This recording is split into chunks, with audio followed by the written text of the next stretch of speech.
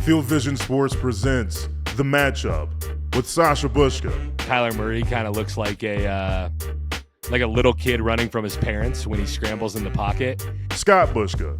I had to tell my daughter that today wasn't really about her first day of school. It was really about me and the launch of our company. And Cody Alexander. Randomly, no. As somebody who's been around football my entire life, I literally can say that I've never smelled smelling salts, nor have I ever seen anybody actually have smelling salts. I'm sure that they were used at some point. Like, share, and subscribe. Welcome into The Matchup by Field Vision Sports. Excited to have you with us as always. I'm your host, Sasha Bushka, joined by Head of Football Operations, Cody Alexander. And he may be the boss, but I kicked him out of his office for this episode, Scott Bushka. Fellas, how we feeling today? Doing great. You're running out of things to say. You should maybe we need to do a brainstorming session later. And B, I'm excited to be talking about football after an election night in the U.S. Get back to talking about what's most important here. Yeah, I had to fire it back onto sports talk this morning. I got a little bit too much election coverage last night, so now we got that behind us. We can get back to talking about undefeated teams and the Detroit Lions, and we've got a big show planned. It's exactly the midway point of the season. We're 9 weeks in. Here at Field Vision, we did some mid-season awards, so we'll briefly discuss those. Trade deadline came and went, so we'll talk about winners and losers from that. We'll go over our power rankings as always. Let producer Felix join the show for that, since he is our resident power ranker. In the second half of the show, we'll play a little contender pretender and give our 3 picks, a prop, an over-under, and a game pick. So a lot of good stuff coming. Off the top, mid-season awards, that article will be coming out tomorrow on our blog, fieldvisionsports.com. You can also get all of the blog posts in the app. MVP, we went with Lamar Jackson. I'm just going to run through all the awards real quick, and then I'll let you guys give any dissent that you may have. Offensive Player of the Year, Derrick Henry seemed like a definite possible choice, but we went with Saquon Barkley. He's been kind of carrying the Eagles offense with A.J. Brown missing some time, Devontae Smith missing some time.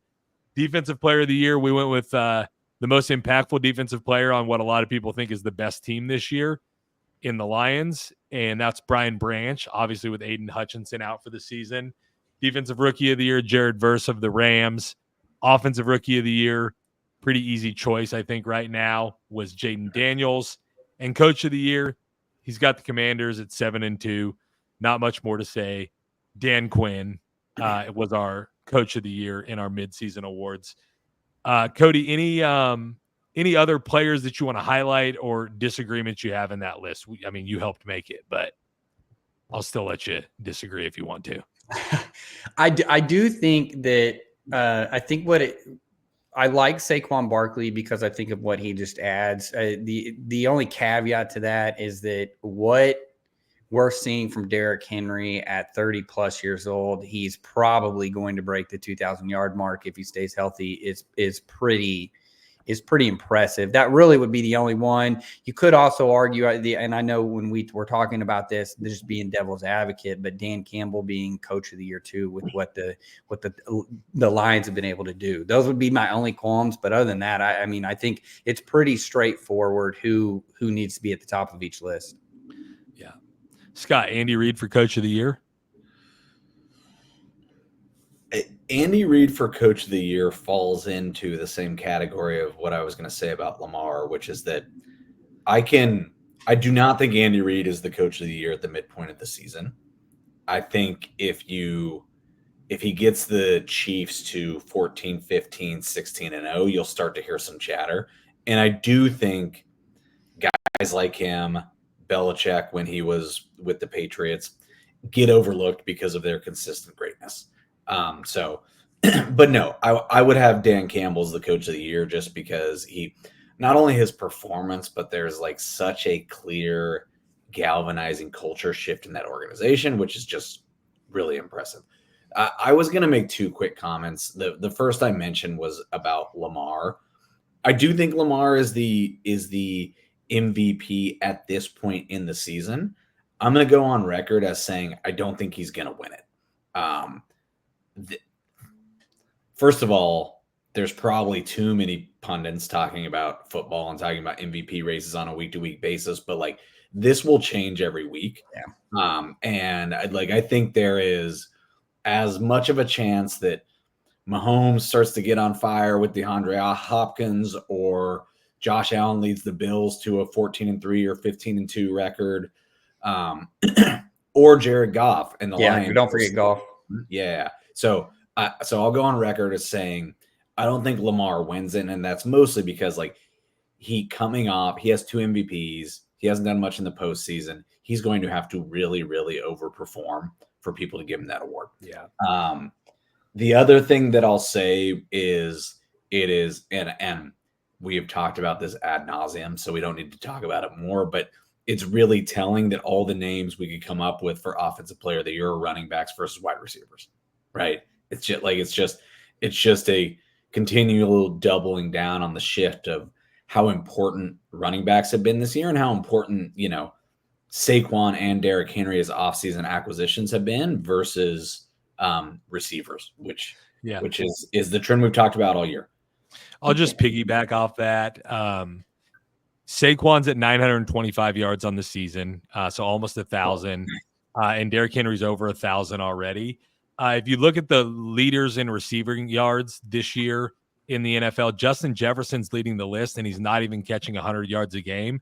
Last year at this point in the season, Jefferson and Hill were both basically on pace to break the all-time receiving record. Right. So there's definitely been a shift towards production at the running back position.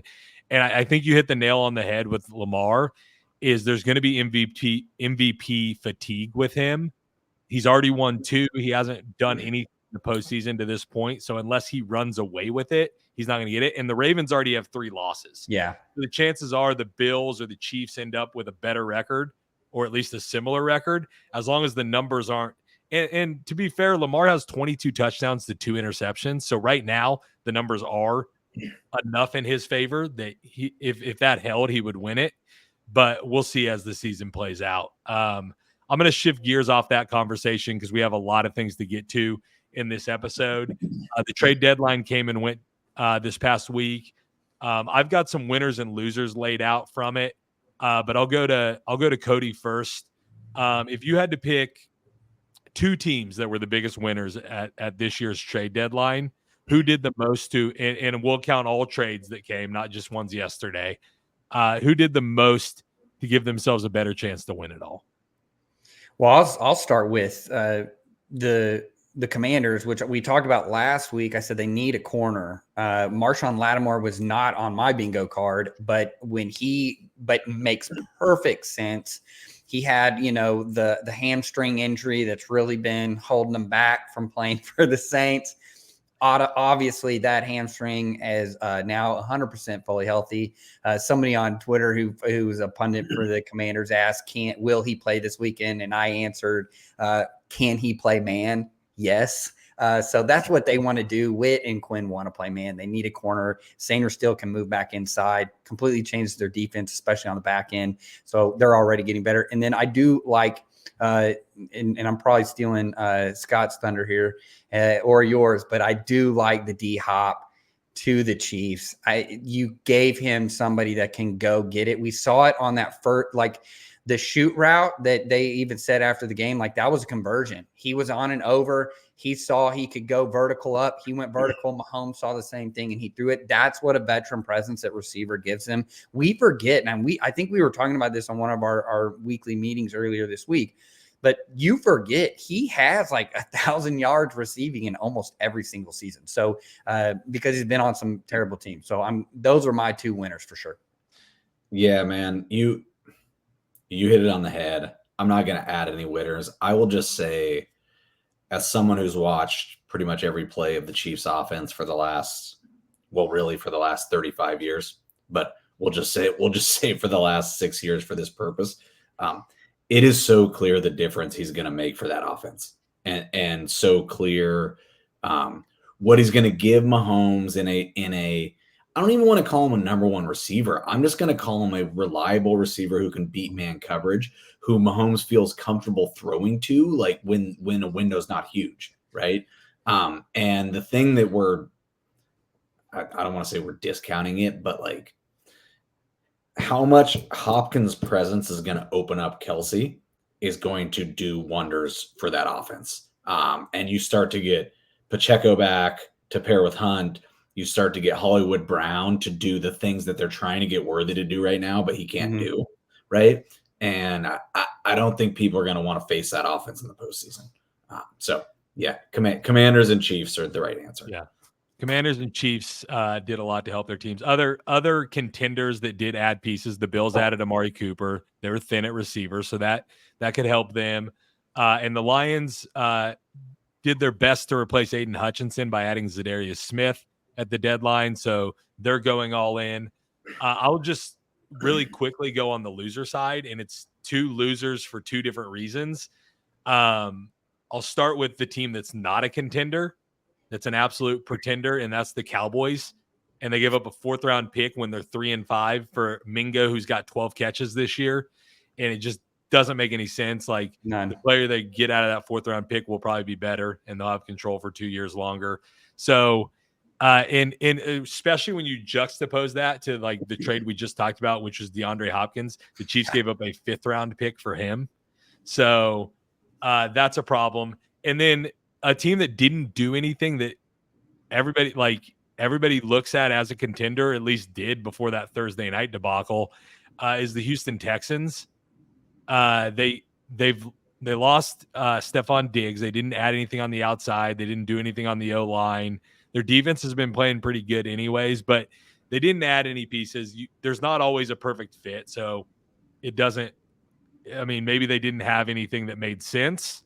But I just think a lot of these other teams we talked about, Chiefs, Bills, Ravens, on the AFC side, were at least trying to gain ground in that race. And the Texans are probably the next tier after those three on the AFC side. So I'll credit them as a loser. Do you guys have anything to add to the loser side before we get into power rankings? Well, about the Texans, you saw the Vikings go move and get a tackle because Derek Shaw got hurt. He's out for the season, and they're doubling down on the fact that they think that they are going to go to the playoffs and produce. They went out and got a tackle. So you can't tell me that you couldn't have gotten at least a guard to give some sort of interior help or somebody that was willing to sell you something from one of these teams where they have a guard that you can bring in and maybe plug in, because that to me is the biggest issue right now, more than receiver, more than anything else. They're going to get Nico Collins back,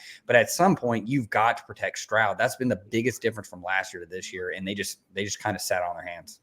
Yeah, 100%. Yeah, I agree with the Texans. That's a really good call. The other team I'll throw in there is the Packers. And I just say that because I think they're legitimate contenders. I also think they have flaws, and they might get a little bit more credit for being an elite team than they deserve. And it's not in the Packers never make splashy deals at the deadline. Like, it's not in their DNA to do that.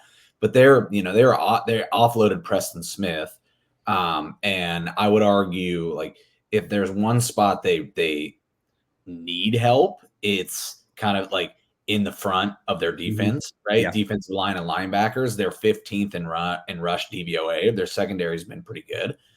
So I know they always stand pat, but like, I think they need something to compete with the Lions. And Sunday should have told us that, right? Because they got shellacked by the Lions at home. I'm glad you brought up Preston Smith, because that highlights one final team that we didn't talk about at all, which is the Steelers, who acquired Preston Smith as like a third edge rusher, kind of a supplement an already position of strength, and then went and got Mike Williams from the Jets, who may not have anything left, but if he does have anything left, Russell Wilson's the perfect quarterback to pair up Hero with. ball. He fits that system perfectly. Yep. So so a lot of teams in the AFC doing good things. Really, on the NFC side, the Commanders were the most aggressive team and got Marshawn Lattimore. Let's let's shift gears into our power rankings for the week. I'm adding Felix to the stage. First of all, Felix, how we feeling today? I'm fine. How are you? Just fine. Just fine. Wah, I'm great. Woo! wah. Felix is fired up. Felix, is have our some resident. enthusiasm, bro. Felix is our resident power ranker here at Field Vision Sports. He releases his top 10 every single week, and we bring him onto the podcast to make fun of him on a weekly basis.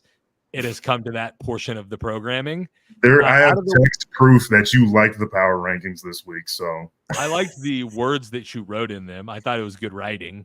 I don't know that I love the order. We'll see. Out of the rankings this week, the Houston Texans and Green Bay Packers. Honorable mentions: Atlanta Falcons and Los Angeles Chargers, edging ever closer to the top 10. You did move the Minnesota Vikings in this week after a win over the Colts. They were previously not ranked. The Los Angeles Rams, after an overtime win over Seattle, moves into number 9. Philadelphia Eagles, who hung on against the Jaguars after dominating most of the game, go to 8. Previous ranking 9. Pittsburgh Steelers were on bye. They moved from 8 to 7. San Francisco 49ers on bye moved from 7 to 6. The Washington Commanders, after a sweep of the New York Giants, moved from 10 all the way up to 5. So maybe you just listening a little bit last week.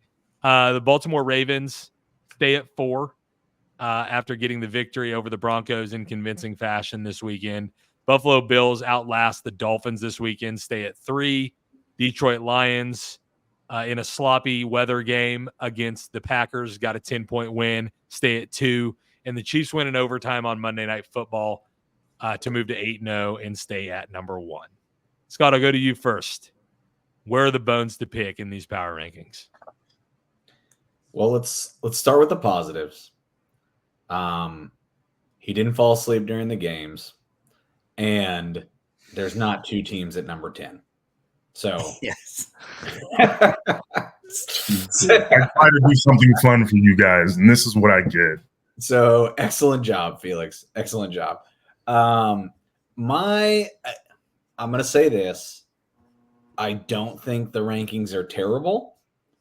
I think there's a lot of flaws. The biggest gripe I'm going to make is not having the Arizona Cardinals even mentioned anywhere, even in the honorable mention. And not that, like, I could argue you should have the Arizona Cardinals in the back half of the top 10 in the power rankings. But here's my bigger issue is that they're leading the NFC West. They crushed the Rams. They beat the 49ers in San Francisco. Them and the Commanders played the Bears at the respective home fields each of the last 2 weeks. The Commanders needed a Hail Mary to win. The Cardinals beat the Bears convincingly. And you get the Commanders all the way up at 5, which I think is too high. And so you were not alone in disrespecting the Cardinals. We just talked about the fact that the Jets are favored in Arizona to beat the Cardinals this weekend, which is wild. I think a lot of people are disrespecting the Cardinals, but I don't think them not being in there or even mentioned when they're on top of the Niners and the Rams in their division is a rough look. Yeah, it's hard for me, particularly with like the 14 teams that are mentioned, just stretching it all the way to the teams that are out of the rankings, the Texans and the Vikings, who I think will probably find their way back into the rankings at some point, unless the Texans just can't protect C.J. Stroud for the rest of the year and the Viking Sam Darnold becomes Sam Darnold again. I'm not sure if we sat here today, if we could take the Cardinals over any of those 14 teams, or at least 13 of them. I mean, I'm not sure if any of us would, but if they continue to build the momentum and build that resume, they're probably hanging just outside of the honorable mentions. But I mean, I think the NFC West has just been kind of a dumpster fire, and so it's just kind of somebody has to be on top, and they're a 500 team. Yeah. Sorry, just really quick. The problem with not being able to take them in over any of those 14 teams is they beat the Chargers, they beat the Rams, they beat the 49ers. Any of these teams that they played, they beat. So Right. And particularly with the Rams and the 49ers, neither one of those teams have been at full strength. And we see what the Rams are at full strength. So, and I think the Rams are a top 10 team in the league and at full strength, even ahead of the Cardinals. I would 100% buy like the argument that the NFC West is just completely mediocre and leading that doesn't mean much. I would buy that 100%, except the fact that 2 NFC West teams are in the top 10. So I don't think that it is not mediocre.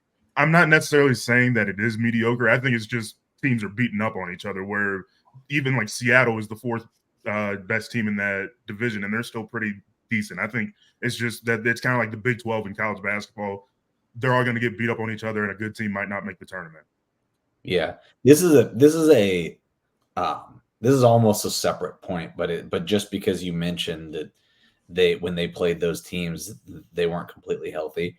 I have trouble with any type of analysis in the NFL that's like, oh, a team wasn't healthy, because the reality is that no one's healthy, right? Like it kind of drove me nuts on Monday night, Chiefs, Bucks, and all we could talk about how the Bucks' 2 best receivers weren't playing.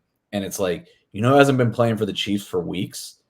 Rashee Rice, Hollywood Brown, Isaiah Pacheco, Jalen Watson. Like, pick your it doesn't matter. Everyone in the league has guys that are hurt. Some are more hurt than others, but like, it's the NFL.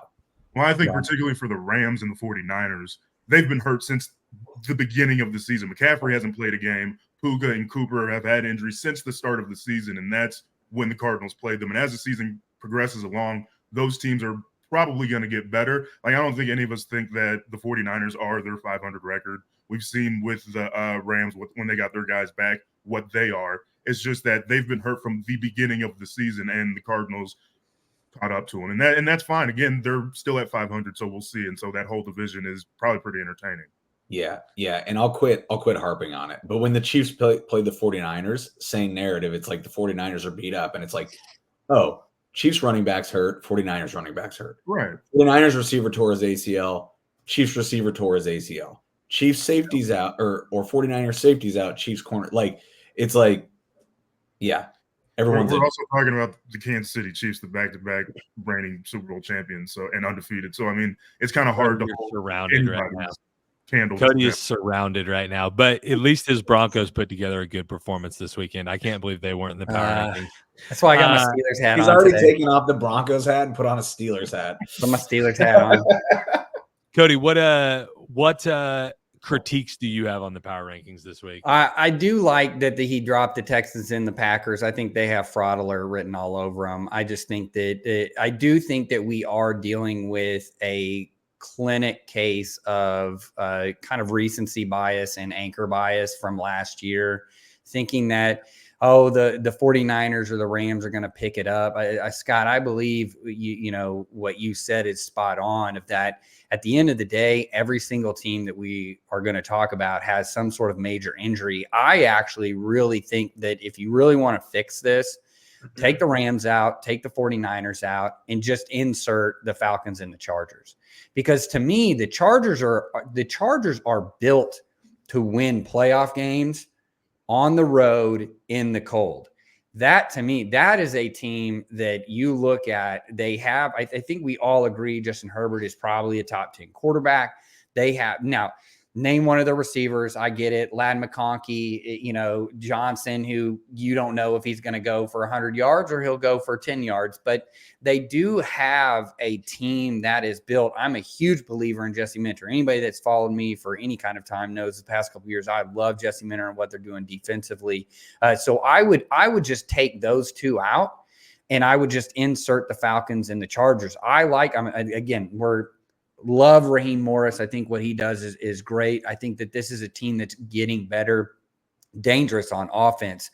They've got a bunch of dudes. They can do a million different things. And I think that look, do they have a pass rush? No, but I do think that they are winning games. And so you look at that, you basically took 2 4-4 teams and you put them above a 6-3 team and a 5-3 team. And I would say that that's my only qualm is I would just go ahead and take them out, and I would put those two in, because those two in particular are built to win playoff games. Yeah. I think, sorry, I'll let you respond, Felix. Well, I think particularly, and Sasha and I have had this conversation 150 million times, but I think potential is worth something. Like what the Rams are about to be. Like we have to believe in what. I mean, if Puka doesn't get kicked out of the game in the first quarter for punching somebody because he's too amped up, they probably win that game by 2 scores and don't have to go to overtime. That's fine. So I think potential is worth something. Like if Puka's there and everything's fine, which he's usually the guy that doesn't get kicked out of games for whatever reason. And then the same thing with the 49ers from what we've seen over the last few years. They can get it together. And even if they go 9-8, that's still an NFC championship type of team like they showed a couple years ago. So I think that with those two teams, we know where they can go. And we've seen with Kyler Murray in the back half of the season, again, potential in the negative way is worth something too. Back half of the year hasn't been as good. We'll see with Kirk Cousins in Atlanta. I think that they'll win that division. I just think that the 49ers, even if they win that division, the NFC South is the NFC South. We'll see with the Bucs without their receivers and whoever the hell I can buy the potential argument probably with the 49ers more so than the Rams. I think the 49ers have a longer, more consistent track record of figuring it out. The Rams won that one Super Bowl, but they made the playoffs last year, but they snuck in. I don't think they've been a consistent, hey, we can count on the Rams to be good when it's all said and done. Well, I think on that one, we can believe in Sean McVay and Matthew Stafford. That might be the best head coach quarterback combo in the NFC. So that's worth something. Yeah, for sure. I'll piggyback on Cody's point about the Chargers. We're going to play a little contender pretender in the second half of the show, and I'll just give you guys a little preview. The way the AFC picture has shaped up and is shaping up, and we're halfway now, so it's time to start looking at this stuff. Either the Chargers or the Broncos, and potentially both, are going to make the playoffs. Right. There's just not that many options in the AFC. The way I see it right now, there's basically 8 teams for 7 spots, unless you are like a Jets truther and think they're gonna, and that's including the Bengals, who are under 500 right now in those 8 teams. So it's just time to start thinking about those teams and what potential noise they can make in the playoffs, because one of them is going to be there, if not both. But I mean, that doesn't necessarily mean you have to slide into the power rankings. The team that I would out of the Chargers and the Falcons, I think the Falcons should have a spot in there. There should be room for the Falcons in there. They're probably going to win their division. They're improving week over week. And they're 6-3. And that's, I think, after starting 1-2. So they're a hot team. Yeah, I do like the Falcons. They're probably, I mean, I know I don't have the honorable mentions numbered, but they're probably 11 and probably real close, just being real butted up right there. But I'm not. And with the Chargers, the part that bothers me with them is their lack of offense has hurt them at points this year. Whereas with the Chiefs, when they had their receiver problems and it hurt them and they lost a couple games, but they were still pretty steady along the way. The Chargers, they've lost games, and Justin Herbert, we never know with injuries, because we have to ask that question with him now because he gets hurt often. But with the Falcons, with them, I just kind of want to – I haven't watched a ton of their games, if I'm being 100% honest, and I'm just kind of box score scavenging, so I'm not being 100% honest when I'm writing about them, if I'm just being frank. You should have just put him tied for 10th. Why not? You should have. Well, should have just tied him for 10th. I'll know that for next. My problem is that I watched that game, but hey. All right, fellas, that's a clean, tidy looking back section. We're going to look forward on the other side. Real quick. The match. What's up? Drake May for O'Roy, baby. I don't watch end of games. Drake May for Offensive Rookie of the Year. Oh, yeah. What is your deal? What is your weird affinity for these rookie quarterbacks? Is it because they're like similar except age? James Daniels. It's like it's like we spent the first 9 weeks talking about, or 8 weeks talking about Caleb Williams. Now it's clear that he kind of sucks or isn't as good as you thought he was, and now we're talking about Drake May. I can barely remember his name because he's played 2.5 games. Well, I think Caleb, that's more of a coach problem, and Eberflus doesn't end the year because we've seen him play well. We did see him play well against the Jags for what that's worth, whatever that is. But with Drake May, that's more of a joke, and that touchdown was just kind of silly.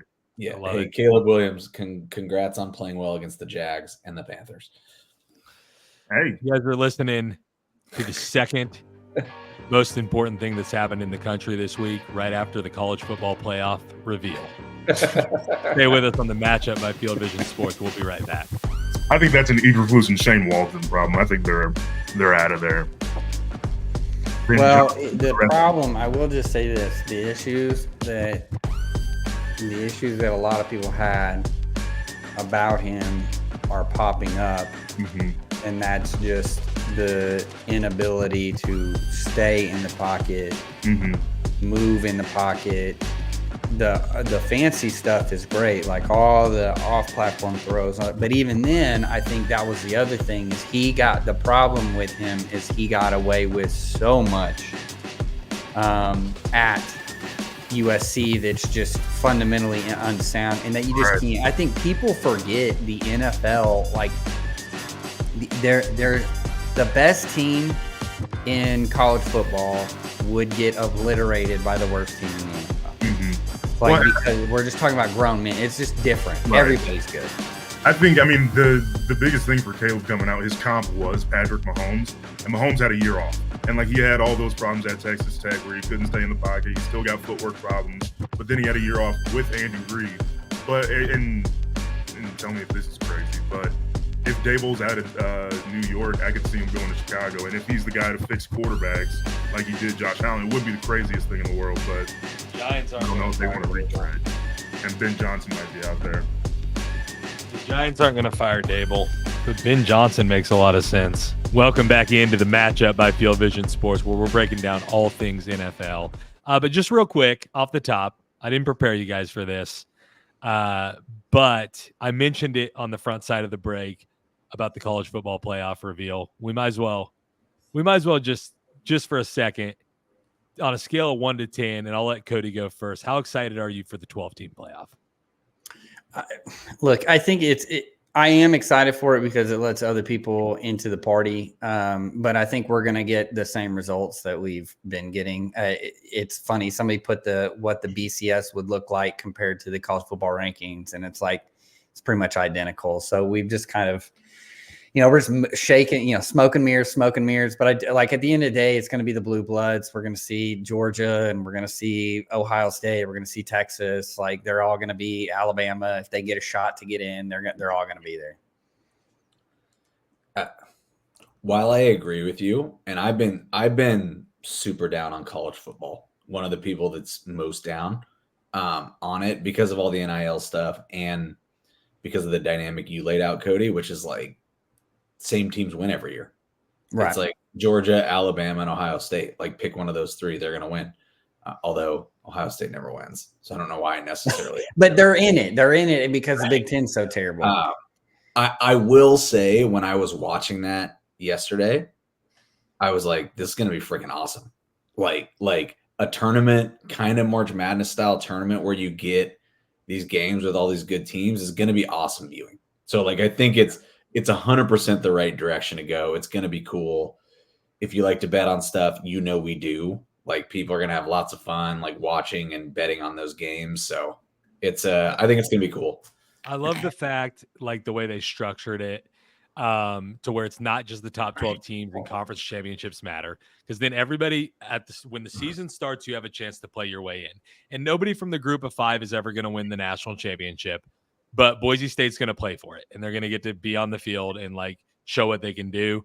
And yeah, there's not going to be as many upsets in football as we see in a basketball tournament.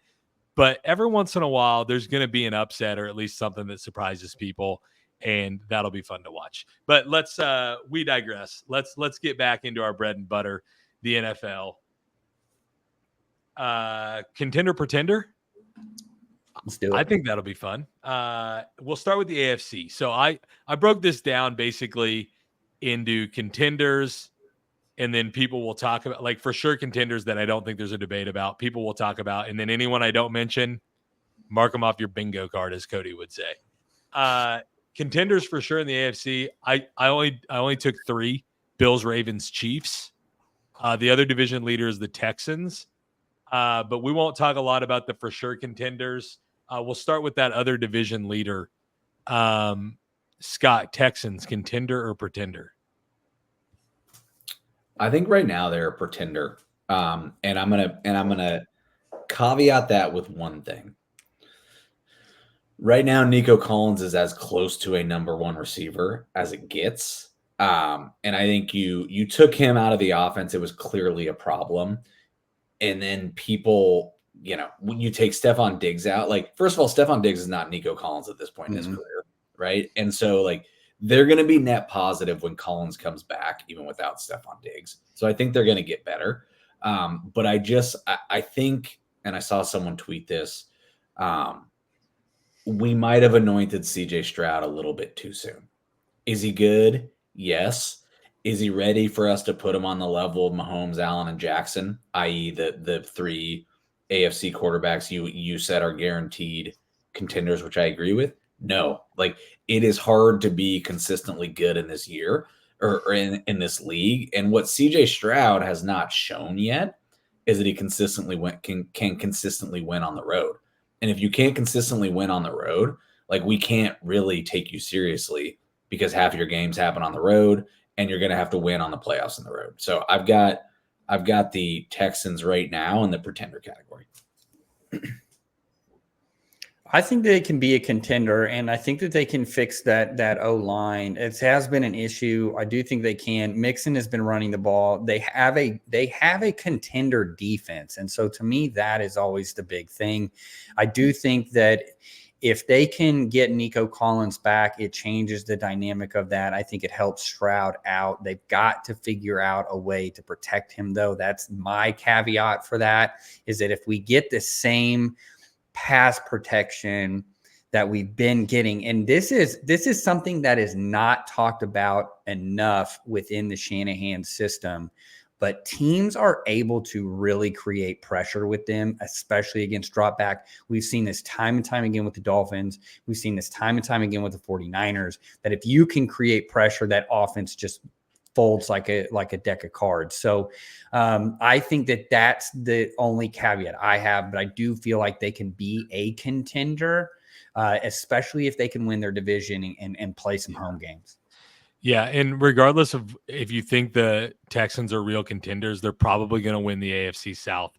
So that's our four division winners: Bills, Ravens, Chiefs, Texans.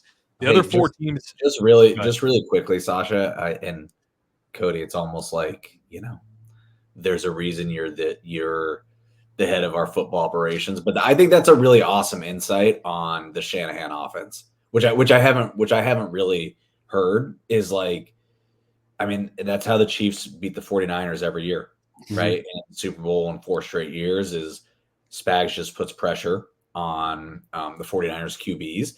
And it almost feels like those teams sometimes build themselves from the outside in versus the inside out. And I think you're seeing it with the Texans. So I love that insight. It's unique. I haven't heard it before.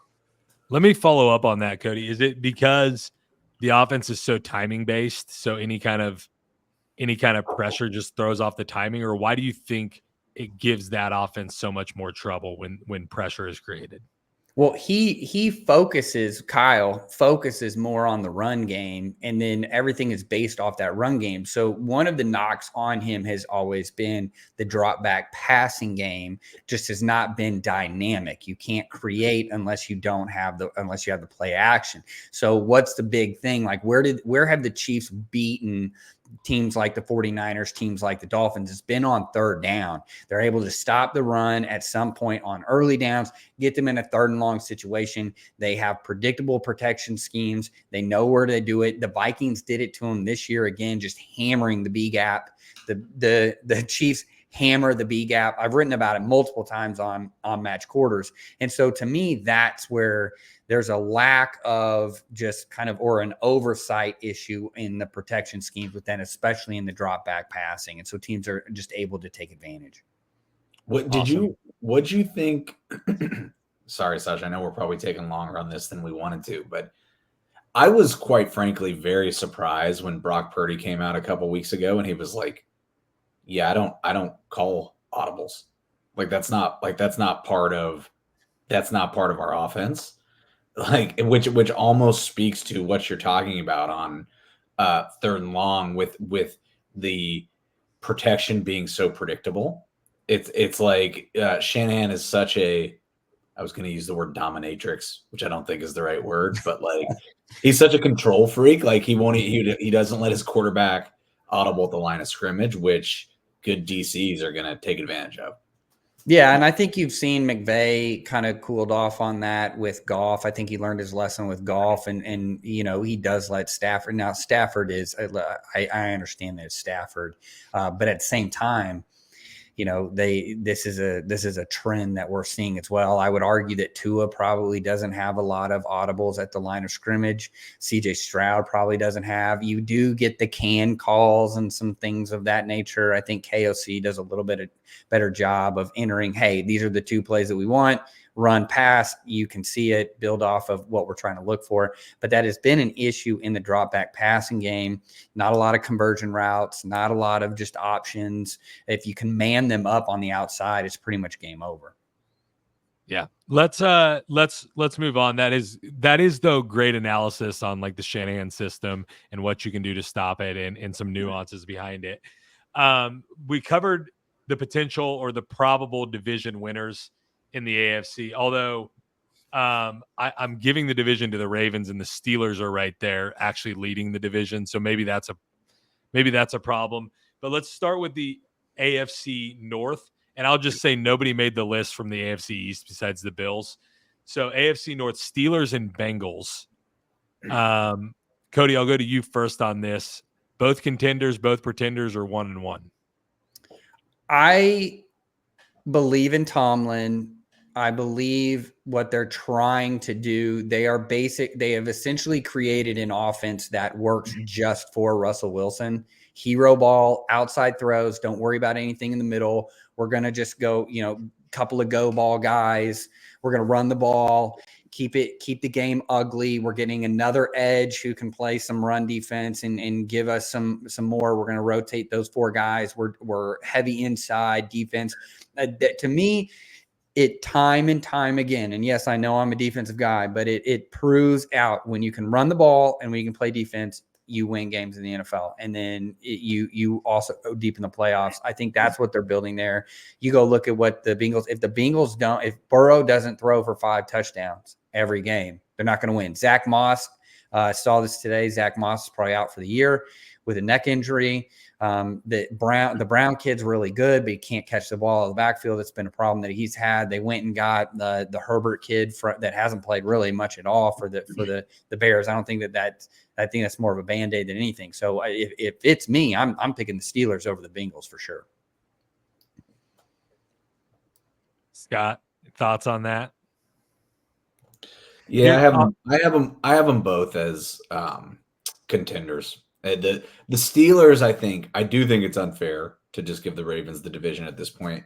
And the reason is because this is the first time the Steelers might have a legitimate offense since like Ben Roethlisberger wasn't old, right? Yeah. And so that's a big deal. And I think people are discounting maybe a little too much the fact that they're 6-2. And they've won a lot of those games pretty convincingly. And the Bengals, this isn't going to be great breaking analysis here, but they just have proven enough to us that they can be contenders in games that matter, right? And they've got a pretty elite quarterback and a couple of elite receivers. I think T. Higgins playing is a really big freaking deal for them. So I got them in the contender category. The way I would break down, like just looking at the Steelers and the Bengals, because of their current records, the Steelers obviously have a way better chance to make the playoffs, in my opinion. But I'll caveat it with this. If we're talking about like true contenders, like win the AFC contenders, if you go to the ultimate bar, which is like, can you beat the Chiefs in a playoff game? I would give the Bengals a way better chance to do that than the Steelers. If we're just, I don't like that defense. So like, depending on how you're looking at it, you don't. Yeah, but I think if the Steelers and the Chiefs played in the playoffs, and I'm probably going to eat my words here because it might happen, and then if the Chiefs lose, I'll look like a dumbass, but it wouldn't be the first time. But I wouldn't give the Steelers much of a chance to beat the Chiefs. To be honest with you, both are probably pretenders, just in the sense that the Steelers, I don't think if they get into it, and can they beat the Bills? Can they beat the Chiefs in Buffalo, in Kansas City? Everything, I just don't see that happening. But I do feel like there's a better pathway for the Steelers than there is for the Bengals, who basically have to score 30 points a game in order to win. Yeah, and in terms of who's going to actually end up in the tournament, the Steelers are the pick there. So that's like I cut it both ways there. Going to the AFC West, this is the last division we'll look at in the AFC. Chargers and Broncos, both over 500. Both have pretty good chances to make the playoffs just based on the AFC math right now. Are either of them contenders, Scott? In the bar that we have drawn in this conversation, I've got them both as pretenders. If you ask me to force rank the two, the Chargers are much more of a contender than the Broncos. And I heard this yesterday, but the Broncos might be the best of the bad teams. If they play a bad team, they're going to beat up on them. If they play a good team like the Ravens, they're going to get beat up on. And so I've got them. I like what Sean Payton's done, and quite frankly, I like what Bo Nix has done. But I think they're probably a year away from being real contenders. The Chargers, I agree with Cody. They're built to win. They're built to win. They've got a great coach, and they've got a quarterback with a lot more experience than Bo Nix, right? They just haven't proven that they can score enough. And the defense is good, but I think when you get them up against some of these more elite teams, those teams are going to be able to put up they're going to get over 20 points. Yeah. And the Chargers haven't yet proven that they can play in a shootout with someone. Yeah, that's fair. And you need to be able to win multiple ways to feel really good about going into a playoff run. Let's go to the NFC just for time's sake. My contenders, I just have two NFC North teams that are for sure we don't need to discuss contenders, and I put that as the Lions and the Vikings. Any disagreement there? It honestly could also be just the Lions. Yeah. In the NFC.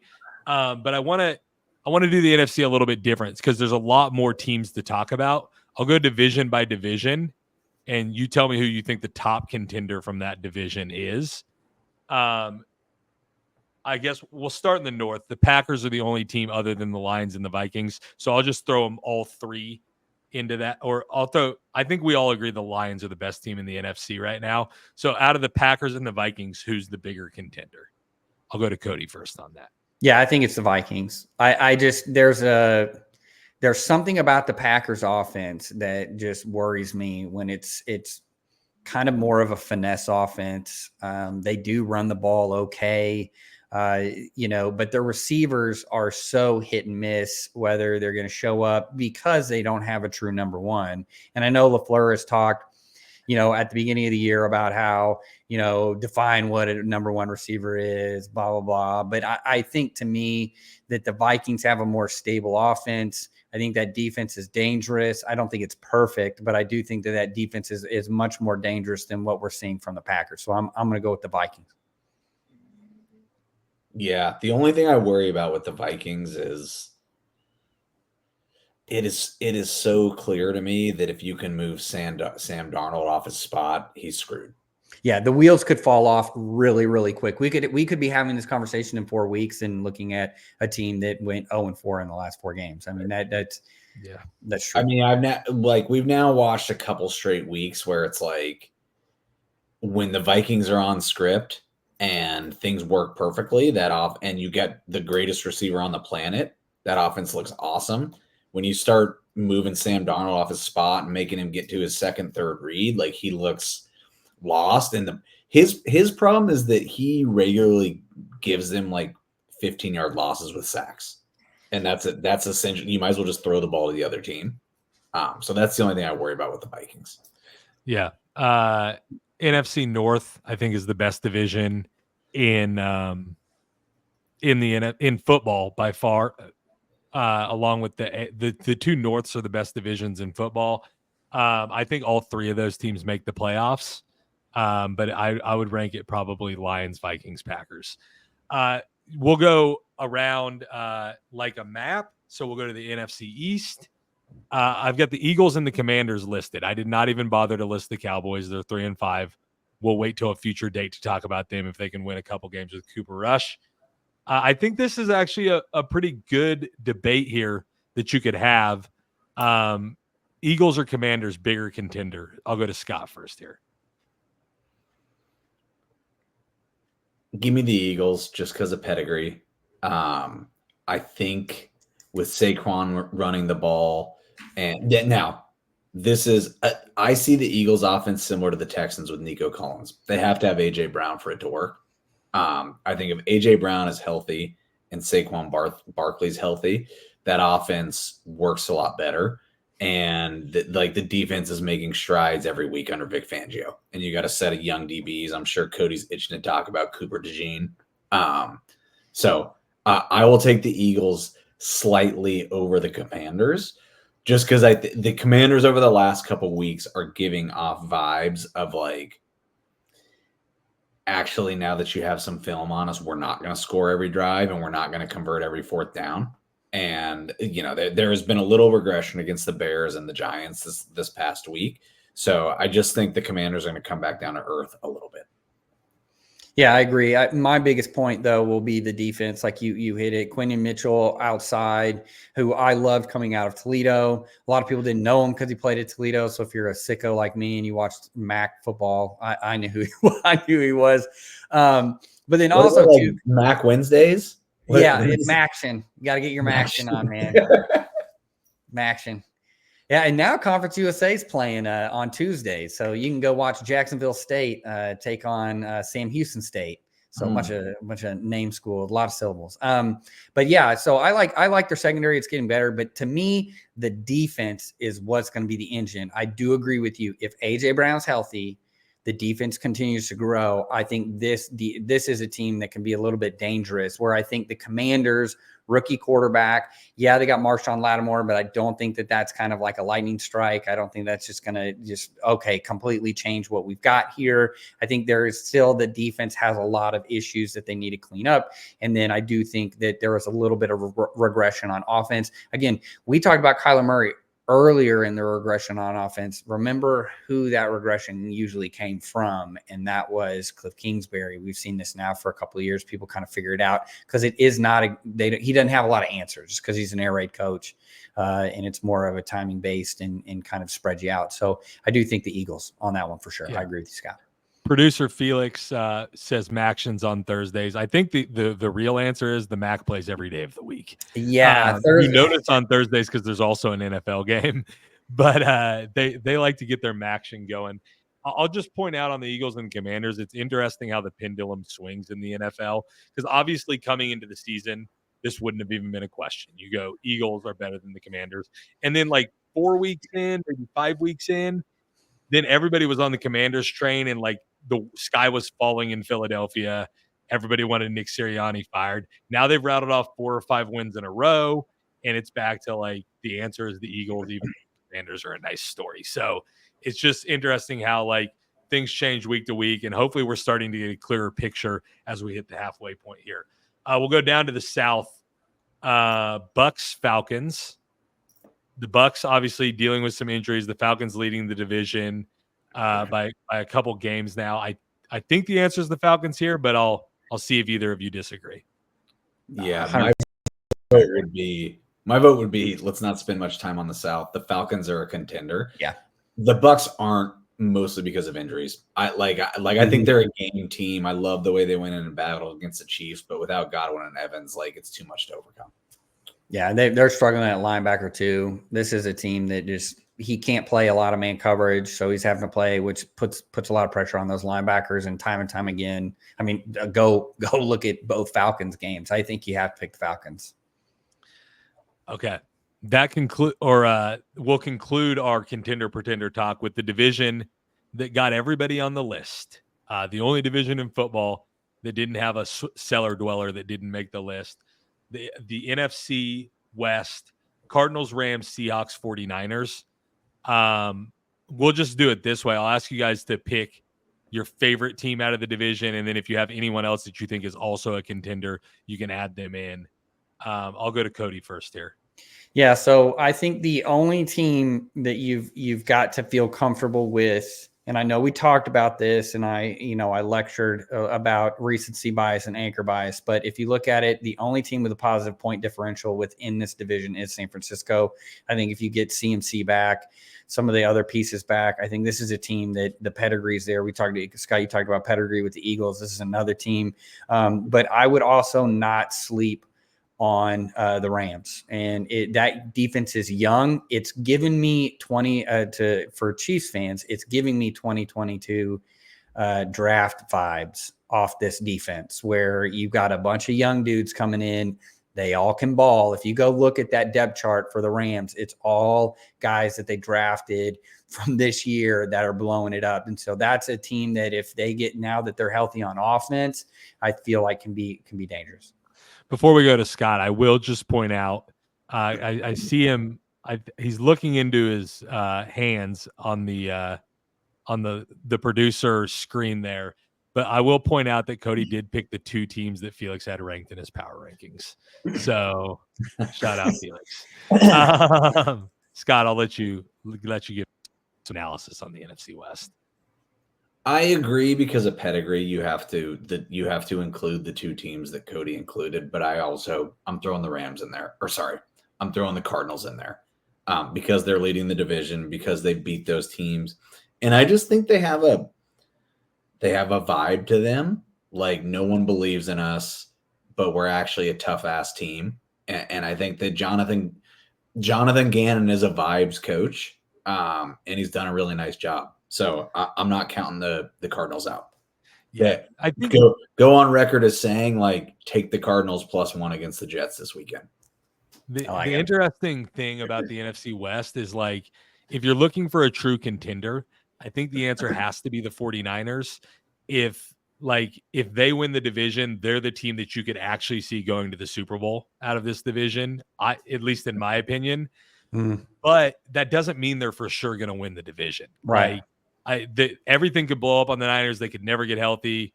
And just they're definitely not getting Ayuk back. We'll see how McCaffrey looks when and if he comes back. And the Cardinals could win the division. And in that case, then the Niners don't have a chance to make that playoff run. Right. So it's just it's an interest. But if they get there, you're worried about them. They're dangerous for sure. Let's move into picks. We got to go quick on this. I'll let Cody go first. We're each going to just give all three of our picks at once, and then I'll recap them, and we'll get out of here for the day. Cody, a player prop, an over/under, and a game pick. Yeah, I'm going to go with St. Brown under his set. I think it's at 72. Model says that we have him right around 67. I like that matchup for the Houston Texans, so I'm going to go with under on that.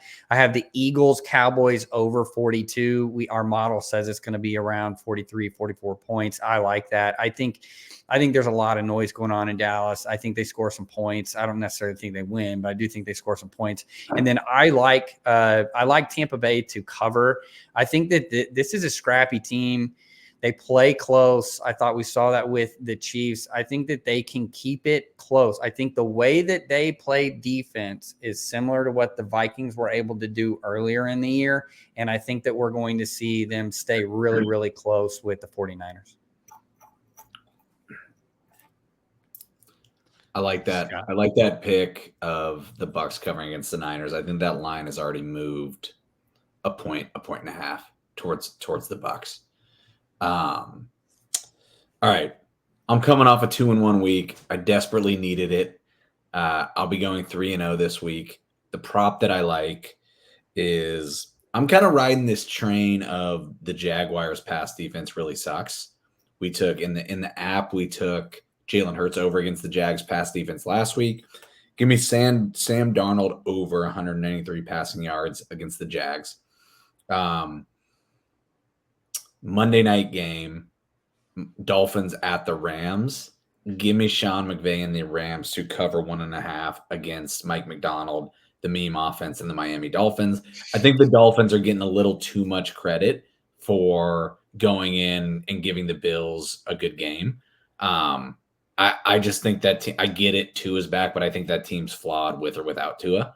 And the last one is one of the best games of the week is Detroit going into Houston. I believe the over-under on this game is set at 49. 49 is a big number. I get that the Lions offense is awesome. I just think the Texans team has been misjudged this year in terms of being an offensive team. They're actually a defensive team. They have consistently gone under, whether it was them against the Bills, whether it was them against the Jets last week. And so I think they're at home and going to try to turn this into a defensive battle against the Lions. So give me the Lions Texans under 49. Good stuff, Scott. I'll just dive straight into my picks here. I'll go back to that Detroit-Houston game. Little tidbit for you guys. CJ Stroud has played 4 home games this year and 5 road games. He has 1,221 passing yards at home and 918 passing yards on the road. That's a huge difference. Houston's at home this week against the Lions. I'll take the CJ Stroud over 239. We'll see if Zadarius Smith gets integrated and can get any pressure on him. But if the Lions don't get pressure on him and potentially Nico Collins plays, I'm not sure where they're at on that status yet. But I like CJ Stroud to go over his passing total. Steelers and Commanders game. The Commanders have been a pretty good bet on the over until recently, but the Steelers are averaging like 31.5 points a game in the 2 games Russell Wilson has started. So I'll take the Steelers Commanders over 45.5. I think our model signals it like 3 or 4 points over, which is a really big signal. It has both teams going a couple of points over their team total. And then for my pick, this team's caught actually quite a bit of shade today on the pod. Not shade, but just like it's a team that everybody thought was like a huge contender, and now it's like maybe they are, maybe they aren't, and that's the Texans. Back to that game. The Lions have been blowing people out. I think they win the game, but they're probably due to come down to earth a little bit and play in a close battle. And DeMeco Ryans has been able to keep games close with his defense. So if you give me the hook and give me a home dog, I'll take Houston plus 3.5 against the Lions. I think the Lions win by a field goal in this one. I like that. And Houston could potentially win the game. Sasha, how do you feel about the Lions being 40-15 against the spread in the last 55 games? I feel like I've heard you quote that number a couple of times in the last couple of days. I feel like, first of all, that predates Dan Campbell. Like, that's such a long time. It does not predate Dan Campbell. Like, how many games? Dan Campbell's his third year, right? Huh? This is his third year, right? This is his 4th year. Okay. If it's his fourth year, it doesn't predate. I did the math. But even if it's his 3rd year, you play 17 games a year. 17. Yeah. Oh, yeah. So that's you're right. 51 in 3 years. It's his 4th year, though. Either way, that's a long sample size. I feel great about Houston plus 3.5 in this one. I like it. Don't try to rain on my parade, Scott. I don't know if how much you talked to Cameron, our the resident PhD we have on our team, but he would tell you that that being a large sample size is a good thing, which means that you should probably listen to it more. I will take this opportunity, since Scott brought it up while he was picking, to point out that I'm 13-5 on the year. Cody is 4-13-1, and Scott is 6-11. I forgot to do that off the top. I'm not just doing that because you're throwing shade at me. Yeah, that's fine. I don't actually mind the Texans plus 3.5. I will just tell people when that goes down to 3 or 2.5, hop on the Lions big time. It's going to be the Lions win by a field goal. Yeah. I'll recap the picks real quick and we'll get out of here. I got CJ Stroud over, Steelers, Commanders over, and Houston plus 3.5. Cody has Amon-Ra St. Brown under, Philly, Dallas over, and Tampa to cover 5.5. And Scott has Sam Darnold over, Rams cover 1.5, and Detroit, Houston under, which I like as well. That's going to do it for the matchup by Field Vision Sports. Make sure to follow us on X at Field Vision MI, on Instagram, Field Vision Sports. Go to fieldvisionsports.com to read the blog. Download the app. Check out the player tab with all the stats, the threat ratings, the havoc ratings. It's all a good time. Thanks for listening. We'll see you next time. Maybe you should take an ice bath this time, Sasha.